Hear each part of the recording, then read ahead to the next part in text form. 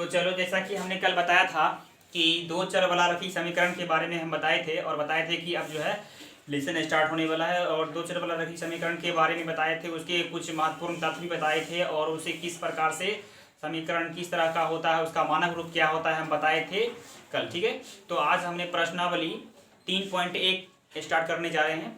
तो देखो, प्रश्नावली 3.1 में जो है एक नंबर हिसाब मेरा है। एक नंबर हिसाब में कहता है कि आफ्ताब अपनी पुत्री से कहता है 7 वर्ष पूर्व मैं तुमसे 7 गुनी आयु का था, अब से 3 वर्ष बाद मैं तुमसे केवल 3 गुनी आयु का रह जाऊंगा। इस स्थिति को बीजगणितीय एवं ग्राफीय रूप से व्यक्त कीजिए। तो कहने का मतलब इस क्वेश्चन में कहता है बीजगणितीय और ग्राफीय रूप में व्यक्त करने के लिए मतलब इस लैंग्वेज रूप को, ये भाषा रूप को हमें समीकरण में व्यक्त करना है और समीकरण में व्यक्त करके फिर उसका ग्राफ खींचना है। ठीक है, तो चलो हम देखते हैं। सबसे पहले इसका समीकरण के रूप में व्यक्त करते हैं। तो क्वेश्चन में कहता है सबसे पहले कि आफ्ताब अपनी पुत्री से कहता है कि मैं जो है आफ्ताब, इसमें बात हो रहा है आफ्ताब और उसकी पुत्री की बात हो रहा है। सबसे पहले इसके दोनों का उम्र क्या मान लेंगे, वर्तमान आयु मान लेंगे एक्स वाई में। ठीक है, तो यहाँ पर लिखा है कि माना कि आफ्ताब की वर्तमान आयु x वर्ष है और आफ्ताब की पुत्री की आयु का वर्तमान आयु कितना है, y वर्ष है। और यहाँ देखो प्रश्न के पहले भाग से, प्रश्न के पहले भाग में क्वेश्चन में कहता है कि आफ्ताब अपनी पुत्री से कहता है कि मैं जो है 7 वर्ष पहले तुमसे 7 गुनी आयु का था। तो देखो यहाँ पर क्या है कि आफ्ताब की उम्र में 7 वर्ष घटा दिए, वर्तमान उम्र 7 वर्ष माइनस कर दिए और इसके पुत्र के वर्तमान, ये पुत्री की वर्तमान उम्र में भी 7 वर्ष माइनस कर दिए और उसमें 7 से गुना किए, क्योंकि यहाँ पर जो है आफ्ताब का जो उम्र है 7 वर्ष पहले, उसके पुत्री की उम्र का 7 गुना था इसमें, तो इसीलिए 7 गुना पहले से था तो इसमें 7 से गुना करना पड़ा और तब ये बराबर हुआ। ठीक है, बराबर करने के लिए 7 से गुना किया है। ठीक है, तो यहाँ पर देखो, यहाँ x माइनस 7 और इसको लिख दिए और फिर इधर 7 से गुना होगा तो 7y माइनस 49 माइनस में हो जाएगा। अब देखो यहाँ पर क्या होगा कि x और 7y को इस तरफ कर देंगे, क्या हो जाएगा माइनस 7y हो जाएगा और बराबर यहाँ होगा माइनस 49 या माइनस 7 को इस तरफ कर देंगे, क्या होगा प्लस में 7 होगा। अब देखो यहाँ पर x माइनस 7y बराबर यहाँ माइनस 49 में प्लस 7 करेंगे तो माइनस 42 होगा। अब ये समीकरण 1 हुआ मेरा। अब देखो यहाँ पर प्रश्न के दूसरे भाग से, प्रश्न के दूसरे भाग में क्या है कि दूसरे भाग में कहता है कि आफ्ताब कहता है कि मैं जो है अपनी पुत्री से कहता है कि मैं 3 वर्ष बाद तुमसे 3 गुनी आयु का रह जाऊंगा। तो देखो 3 वर्ष बाद करने के लिए वर्तमान आयु में 3 वर्ष जोड़ दिया है। देखो यहाँ पर x प्लस 3 किया और फिर देखो यहाँ पर y प्लस 3 कर दिया और यहाँ 3 गुना हो जाता है। 3 वर्ष बाद जो है आफ्ताब का उम्र उसकी पुत्री से 3 गुना हो जाता है, तो पुत्री के बराबर उसका उम्र करने के लिए पुत्री की उम्र में 3 से गुना कर दिया है। देखो फिर यहाँ x प्लस 3 लिखा है ना, और बराबर में यहाँ 3 से मल्टीप्लाई करेंगे तो यहाँ 3y प्लस 9 होगा। अब देखो यहाँ पर ये x प्लस ये x और 3y को इस साइड लाएंगे तो यहाँ माइनस में 3y होगा और इधर बराबर में क्या है 9 है और प्लस 3 को इस साइड लाएंगे तो माइनस में 3 होगा। अब देखो मेरा ये क्या हो गया, ये समीकरण मेरा हो गया x माइनस 3y बराबर यहाँ 9 में कितना 3 घटाएं तो यहाँ 6 आया, समीकरण 2। अब देखो यहाँ समीकरण 1 से समीकरण 2 तैयार हो गया मेरा। और समीकरण 1 से क्या करेंगे, इसका जो है ग्राफ खींचने के लिए बॉक्स तैयार करेंगे। ठीक है, तो ग्राफ खींचने के लिए हम बॉक्स तैयार करेंगे। तो यहाँ समीकरण 1 में दिया हुआ था x माइनस 7y बराबर माइनस 42 था। आप देखो यहाँ पर y बराबर ये निकालिए, y बराबर कैसे निकालेंगे, x को उस तरफ भेजेंगे तो यहाँ माइनस में x हुआ और यहाँ y के गुना माइनस 7 था तो इधर गुना में था, इधर बट्टा में माइनस 7 हो गया। आप देखो यहाँ पर क्या हुआ, ऊपर में माइनस कॉमन लेंगे और नीचे में माइनस कॉमन लेके काट देंगे। ठीक है, तो यहाँ प्लस में हो जाएगा 42 प्लस x बटे 7, क्योंकि यहाँ से माइनस निकाल के इसके साथ काट दिए। अब देखो यहाँ पर बॉक्स बन गया मेरा x बराबर ये x का, ये y बराबर 42 प्लस x बटे 7 हो गया। अब देखो इसमें x का मान रखेंगे, यहाँ पे x का मान रखेंगे, y का मान निकलेगा। x का मान यहाँ पर क्या रखे हैं, 0 रखे हैं तो यहाँ 42 होगा, 42 प्लस 7 होगा, 7 6 बार में काटेगा, 42 6 बार में कटा है।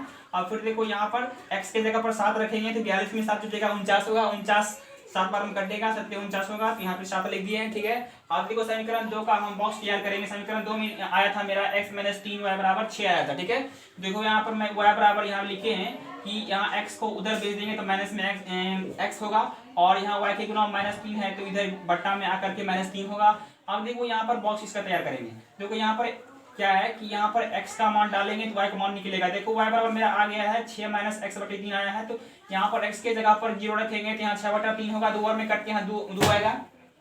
अब देखो यहाँ पर x के जगह पर 3 रखेंगे, 6 में 3 गया तो यहाँ 3 बचा ऊपर में, नीचे 3 है, एक बार में कट के यहाँ 1 आया। तो यहाँ फिर देखो यहाँ बॉक्स बन गया। अब इसका जो है ग्राफ खींच लिए, ये ग्राफ खींच लिए। यहाँ देखो 1 से 8 तक एक्स अक्ष पर, और देखो यहाँ वाई अक्ष पर फिर जो है 1 से 8 तक खींच दिए हैं। और इसको खींचने के बाद देखो मेरा ये आता है, इसको हम एक्स अक्ष कहते हैं और इसको वाई अक्ष कहते हैं। और खींच करके यहाँ ग्राफ पर दिखा दिया बिंदु। देखो यहाँ पर कौन कौन बिंदु आया है। समीकरण पहला में देखो ये क्या आया था मेरा, पहला वाला में यहाँ पे ये देखो मेरा समीकरण ये 0,6 है। देखो यहाँ पर 0,6 वाला यहाँ ये बिंदु है, ये 7,7 वाला बिंदु, यहाँ देखो 7 वाला बिंदु है। अब देखो यहाँ पे मेरा 0,2 वाला ये है, तो यहाँ 0,2 वाला ये। अब देखो 3,1 वाला यहाँ है, तो 3,1 वाला मेरा यहाँ है, ठीक है। तो यहाँ पर ये ग्राफ मेरा हो गया। अब ग्राफ पे हम क्या कर सकते हैं, इसका समीकरण लिख सकते हैं। तो देखो ये ग्राफ किसका है, इस समीकरण का है। तो यहाँ पर x - 3y और बराबर 6 लिख सकते हैं। और देखो इस ग्राफ का कौन है, ये समीकरण है। तो यहाँ पर लिख सकते हैं x - 7y और बराबर ये -42 लिख सकते हैं, ठीक है। तो इस तरह से हम लिख दिए और मेरा ये हिसाब बन गया, ठीक है। अब चलते हैं 2 नंबर हिसाब पे, ठीक आगे।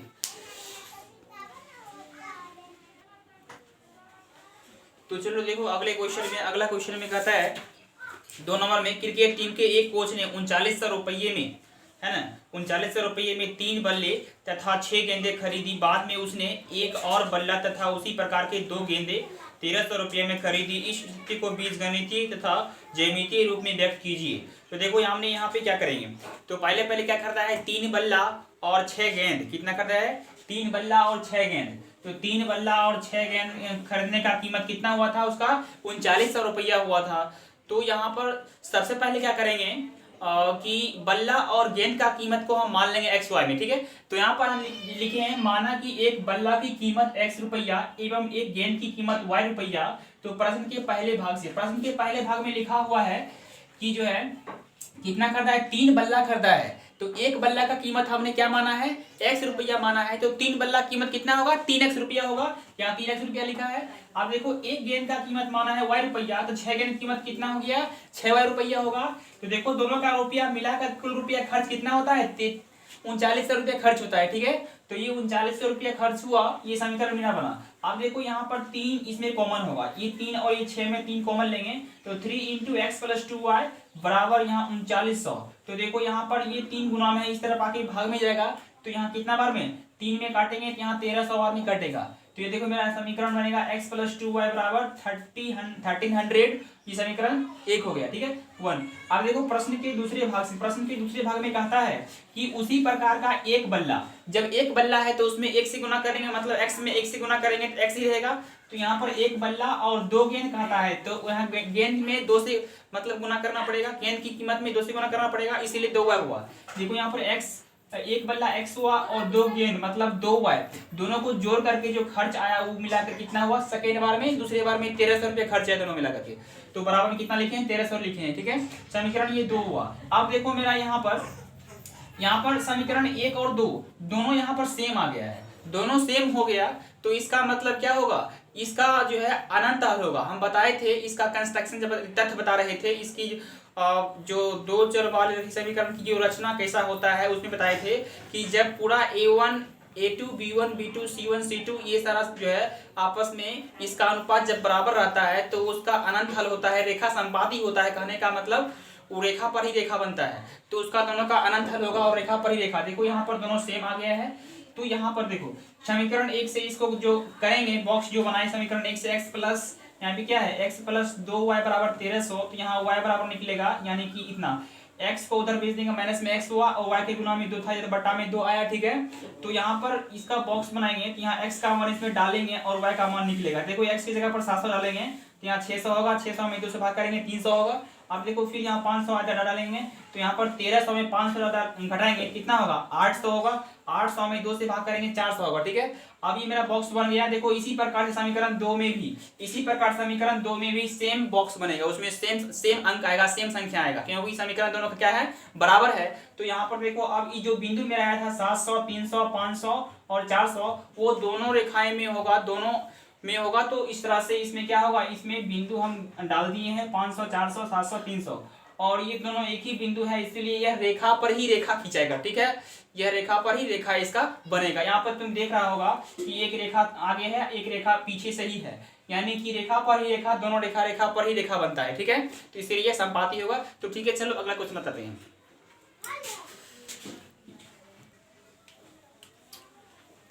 तो चलो देखो, अब 3 नंबर क्वेश्चन बता रहे हैं। 3 नंबर क्वेश्चन में कहता है 2 केजी सेब और 1 केजी अंगूर का मूल्य किसी दिन 160 रुपया था। 1 महीने बाद 4 केजी सेब और 2 केजी अंगूर का मूल्य 300 रुपया हो जाता है। इस स्थिति को बीजगणितीय तथा ज्यामितीय रूपों में व्यक्त कीजिए।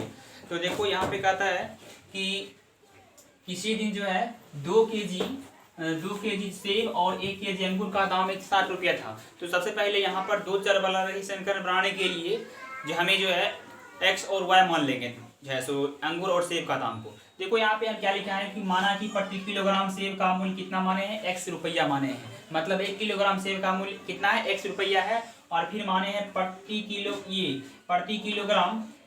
किलोग्राम सेब का मूल्य एक्स रुपया था और प्रति किलोग्राम अंगूर का मूल्य वाई रुपया था।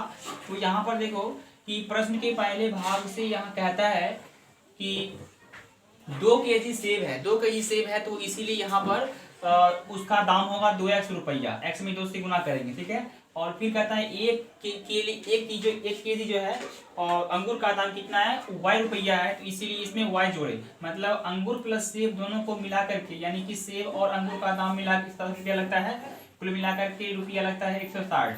तो ये मेरा समीकरण 1 हुआ। प्रश्न के दूसरे भाग में कहता है कि 4 केजी जो है सेब और 2 केजी अंगूर का दाम जो है कुल मिलाकर 300 रुपया होता है। तो हमने देखो यहाँ पर सेब में 4 से गुना किया है, अंगूर में 2 से गुना किया है, कुल मिलाकर के रुपया 300 आया, ठीक है। तो अब देखो इसमें 4 और 2 यहाँ है, दोनों में यहाँ कॉमन 2 होगा, 2 कॉमन लेंगे तो यहाँ पर क्या होगा, 2 और इंटू में 2x प्लस वाई होगा। यहाँ पर देखो गुना में 2 है, इस तरफ आएगा 2, बट्टा में आएगा, यहाँ पे बट्टा में आएगा 2, तो इसको काटेंगे 2 से, यहाँ 150 होगा, ठीक है। ये 150 हुआ, यानी कि 2x प्लस वाई बराबर 150 हुआ। समीकरण 2 हुआ यहाँ पे। अब देखो समीकरण 1 से, समीकरण 1 में होगा, समीकरण 1 है मेरा 2x प्लस वाई बराबर 160। देखो यहाँ पे लिखा हुआ है 2x प्लस वाई बराबर 160। तो देखो यहाँ पर 2x को उस साइड भेज दिए तो यहाँ माइनस में हो गया, y बराबर 160 माइनस 2x हो गया। अब देखो इसका बॉक्स बना लिया, इसका बॉक्स बनाएंगे। ग्राफ खींचने के लिए क्या करते हैं, बॉक्स बनाते हैं। समीकरण हो गया, अब उसको ग्राफ खींचने के लिए बॉक्स बनाएंगे। देखो यहाँ पर बॉक्स, यहाँ x लिखे हैं और यहाँ y बराबर जो मेरा था 160 माइनस 2x यहाँ लिख दिए, ठीक है। अब देखो यहाँ पर 2x के है तो x की जगह पर 40 देंगे, तो यहाँ पर क्या होगा, 40 गुना 80 होगा। 160 में 80 घटेगा, 80 बचेगा। देखो यहाँ 60 फिर यहाँ पर 7 लिखेंगे, फिर यहाँ 60 जो लिखेंगे तो यहाँ पर हो जाएगा माइनस 2x है लिखा हुआ है, तो फिर x की जगह पर यहाँ 7 लिखेंगे, x की जगह पर 7 लिखेंगे तो यहाँ पर हो जाएगा 6 गुना 12 120। 160 में 120 घट जाएगा तो यहाँ पर कितना बचेगा, 40 बचेगा। ये 40 बचेगा तो ये मेरा जो है समीकरण फिर 2 से, समीकरण 2 लेंगे, समीकरण 2 से फिर बॉक्स बनाएंगे तो यहाँ 2x प्लस वाई बराबर 150 हो गया और y बराबर फिर यहाँ 150 माइनस 2y होगा, क्योंकि 2y को उस साइड भेज देंगे तो यहाँ माइनस में 2x होगा। अब देखो यहाँ x लिखे और नीचे में y बराबर 150 माइनस 2x लिखे, तो x की जगह पर देखो 50 लिखे तो यहाँ 50 से गुना होगा 2x में, यहाँ मतलब यहाँ 50 रखेंगे x की जगह पे, तो 50 गुना कितना 100, 150 में 100 घटाएंगे तो यहाँ 50 होगा। फिर देखो x की जगह पर 60 रखेंगे तो यहाँ 6 गुना 12 120 होगा, 150 में 120 घटाएंगे तो यहाँ कितना बचेगा, 30 बचेगा। अब देखो यहाँ पर क्या होगा कि ये दोनों जो है मेरा बॉक्स बन गया। अब इसका क्या करेंगे, ग्राफ पर दिखाएंगे। तो ग्राफ पे दिखाएंगे, देखो हमने ये x अक्ष खींचा है, ये x है, x डैश है, ये y अक्ष खींचा है, y है, y डैश है। अब देखो इस पर 10-10 के अंतराल पर बिंदु लिए, क्योंकि यहाँ पर जो है संख्या बड़ा था इसलिए हमने 10 का अंतराल लिया है, ठीक है। 10 20 30 40 50 60 70 80 इस तरह से। फिर ऊपर लिया है 10 20 30 40 इस तरह 80 तक लिए हैं। अब देखो इसको ग्राफ पर हम दिखाए हैं, ग्राफ पर दिखा करके इसका दोनों का हमने क्या किया है, दो चर वाला समीकरण का ग्राफ खींचा है। ग्राफ एक सा क्या है, दोनों आपस में समांतर है। यहाँ बिंदु लिखा है, इसका ग्राफ खींचा है और यहाँ पे जो है इसका समीकरण हम लिख सकते हैं। इसका जो यहाँ पे जो जिस समीकरण का ये है और वो समीकरण हम लिख सकते हैं। देखो इसका ये है तो इसके ऊपर में हम ये समीकरण लिख सकते हैं। यहाँ पे क्या है मेरा समीकरण में, यहाँ 2x प्लस y बराबर 160 लिख सकते हैं। और ये नीचे वाला जो समीकरण है वो नीचे वाला समीकरण का मेरा ये है, ये लिख सकते हैं यहाँ पे 2x प्लस y बराबर 150। तो इस समीकरण का ये था, इसके नीचे समीकरण लिख दिए तो ये मेरा हुआ, ठीक है। तो बस आज का क्लास मैथ का बस इतना ही, फिर आगे लेसन कल होगा। ठीक है।